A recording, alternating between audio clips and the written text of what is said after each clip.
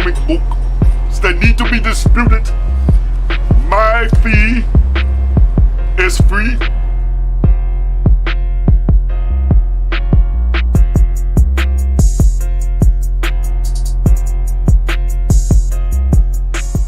Hi, I'm Danny Chanel.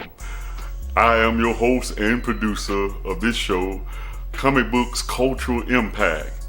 I grew up loving the greatest superheroes that were ever created: Superman, Spider-Man, Batman, the Fantastic Four, the Incredible Hulk, and the X-Men. I was an avid comic book collector as a young boy. One thing that I decided to do as I semi-retired from the ministry in Memphis, to get back into something that I love to do. That's comic books, comic strips, performing. And that show is a bit of what you're seeing here. And I also, along with my partner Ryan Smith, is doing a t-shirt business and as well as printing business and comic books, calendars, t-shirts.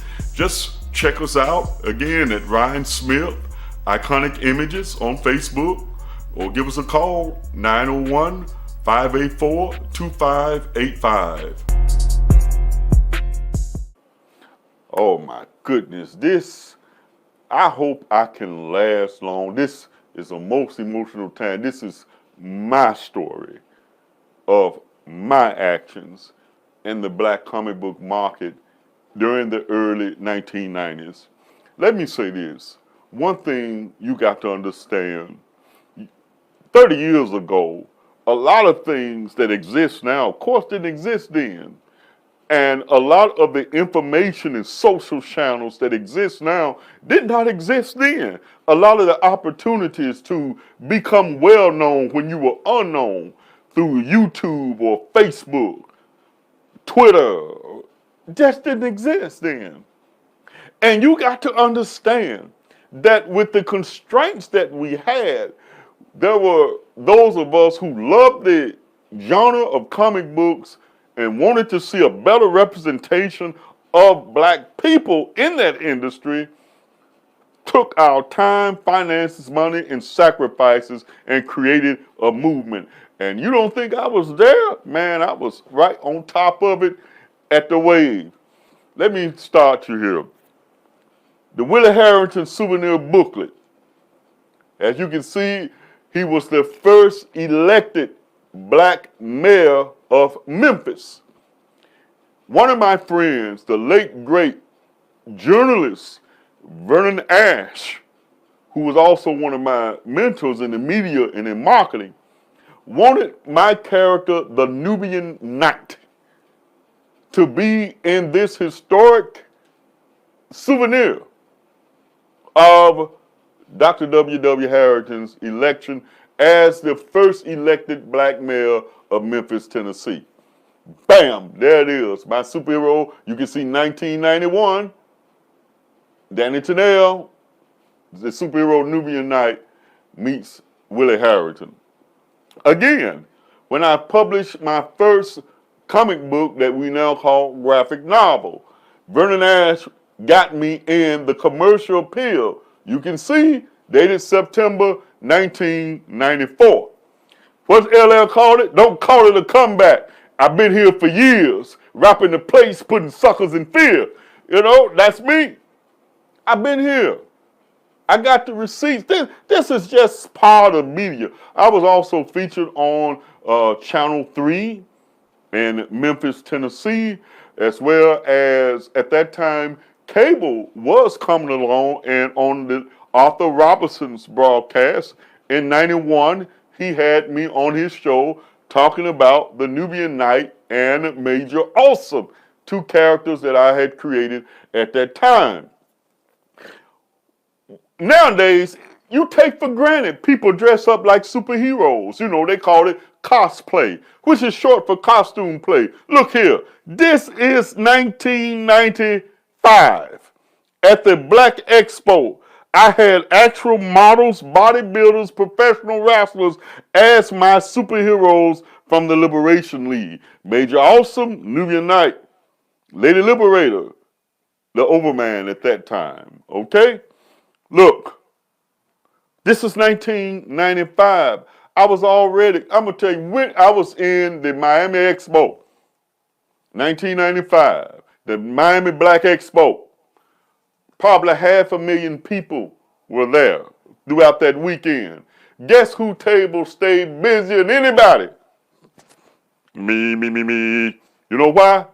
I knew that these superheroes would draw. I sold out every comic book I had on the table. Let me tell you, I could hear back then. I got a little hearing loss. Now, thank you, FedEx.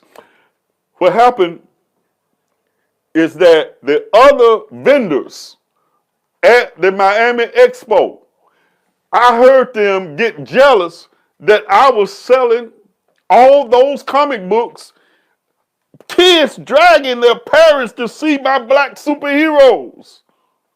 They say, oh, what is this? A Halloween party? While they sit there and they couldn't even sell a peanut to an elephant. Because I understood, hey, if I go way out. I give it all I got. Man, this was I take Kenan Brooks, Raphael Snowman, bodybuilder Mike Mebane, and bodybuilder Miss Kirkendall. They did it up. I had parents, children, black kids wanting to take pictures with black superheroes. This Miami 1995, I kid you not. That is the power of producing. 2002, I said, now see me, I have to learn. I would really like to get up and coming black female artists and writers to really write. This is from 2002, Queens. All right, down here are all the graphic novels that I did at that time. The Nubian Night, 1994. 1995, The Liberation League. 1995 again, the Million Man March comic book sold out at the Million Man March. 2002, I wanted to do something. Black people call each other queens. I say, what if I did a superhero team called Queen? Queen of Spades, Queen of Hearts, Queen of Clubs, Queen of Diamond. All black women. I got an article in the Memphis Tri-State Defender. This is from 2002. These were some of my models for those characters. Again, they had a little convention in Memphis. I said, okay, I'll go there. It was a black writers, whatever. There was a major publisher that did a black singles book called Chocolate Singles, right? Channel 3 came there to interview him. Guess who was outselling Chocolate Singles? You're looking at him. Don't I look good? You know it's me. You know it's me. All right? I was outselling independent black publisher, outselling a major publisher on their ground. Channel 3, they didn't want to put that camera on me, but they couldn't help but stop. Everybody they had, their whole crew, stopped and looked at that spectacle. Who is that guy? I know they wanted to, give him, but see, they wasn't there to put no spotlight on an independent black publisher. This is in 2002. My models helped me sell those books. Now, everybody is doing cosplay. I'm telling you how ahead I was thinking to sell the idea of black girls and black boys seeing themselves as power images. Now, look, I can't blame you. If you come up in the world, imagine, say you're not black. Let's play this right here. Imagine you woke up in the Twilight Zone and everything was reversed. Imagine every time you turn the TV on, all the heroes, all the positive things were all black people, and everything that was negative was white people. Don't you know that would have a psychological effect on your brain and the brain of your children? Imagine if every history book you opened was black people and nothing of white people. The only thing that was talked about of white people were you were slaves to black people. Imagine that. If you can't imagine that, if you won't imagine that, nothing can help you. But if you can't imagine that, you'll start understanding why the images of black people or black people seeing themselves as positive empowerment images is important to black people. I'm not trying to change anybody's mind, black or white, to what perception of empowerment they want to grant to themselves. But at a psychological level, when I sit down and write and create anything, comic books or in articles or on television, I have a definite plan at projecting what I want to go in your conscience. I'm going to drop a little nugget on you. You better believe anything that's on television, anything that's in a comic book, anything that's in a magazine, anything that comes across in a commercial, anything that comes across in a television show, there's a thought process behind it, and there's a message, both conscious and subconscious, that meant to get out to you. And anyone that tells you differently is pulling your chain and licking you like an all-day sucker.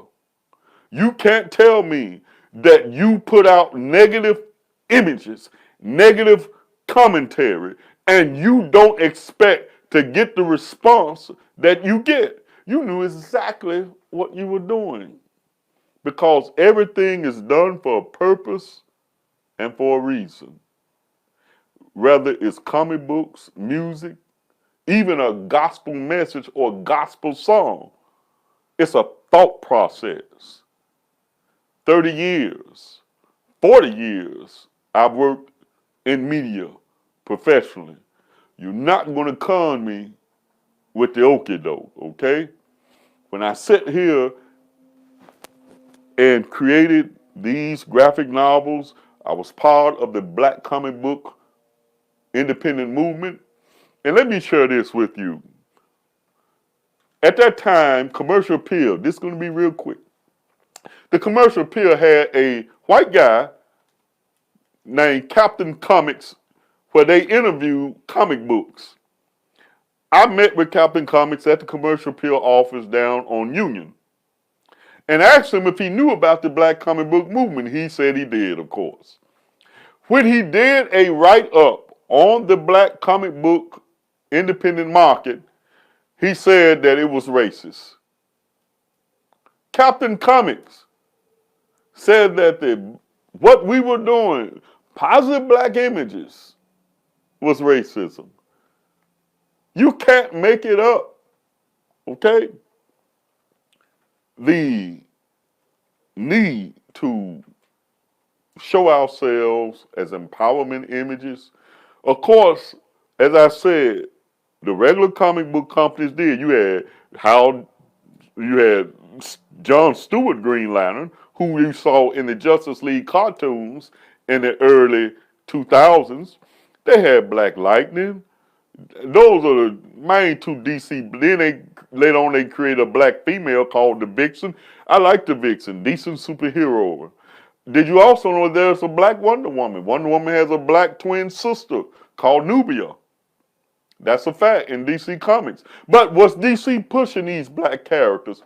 No. What forced the hand of Marvel and DC?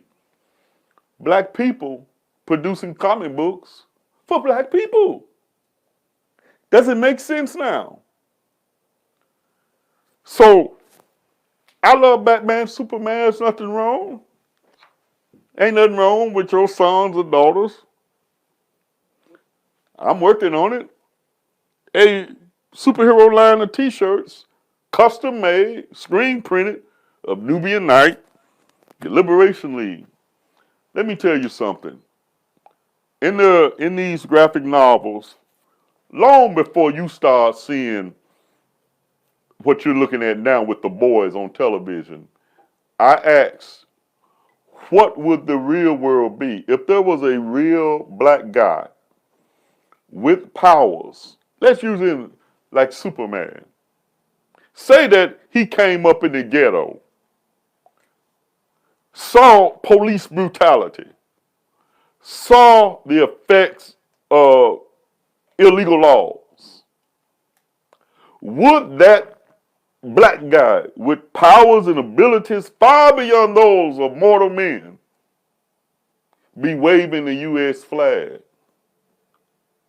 And yes, sir, Mr. President, I'm for America. He see with his X-ray vision things you can't see. He hear what those cops or whoever's saying, those politicians saying.